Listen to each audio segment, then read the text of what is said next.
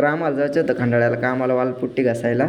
मग तेवढ्यात संतूभाऊचा फोन आला. ते म्हणे तुम्ही टमाट्याच्या वावराकडून या म्हणे, टमाट्याचे झाडं लयच पडू राहिले म्हणे, त्याला तार वाढायची. म्हटलं बरं लगेच येतो म्हटलं. तर कसं आहे पब्लिक, मी तुमचा लाडका अनिकेत.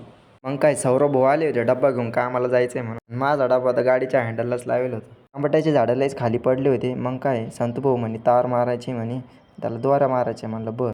मग काय संतूभाऊनं तार बीर काढली.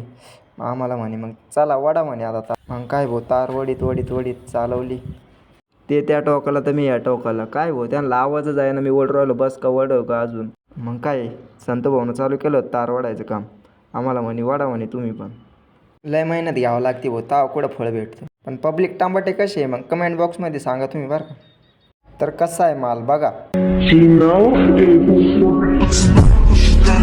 मग काय तार बीर वडून झालं होतं. मग म्हणलं आता निघा आता आपल्या आपल्या कामाला.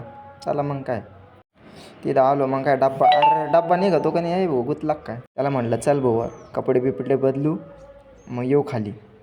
खाली आता घासायचं आहे आम्हाला. ए भाऊ चल वर. आता आम्ही कपडे बदलतो आणि येतो. आम्ही आता आमच्या कामाचे कपडे घालून घेतले होते. भाऊ लगेच वर हात करून राहिले. चल रे भाऊ खाली चल. घासायचं म्हणलं की लय जीवावर येतं म्हणलं. त्याला म्हणलं तू वरची सिलिंग घास, मी खालच्या भीती घासतो म्हणलं.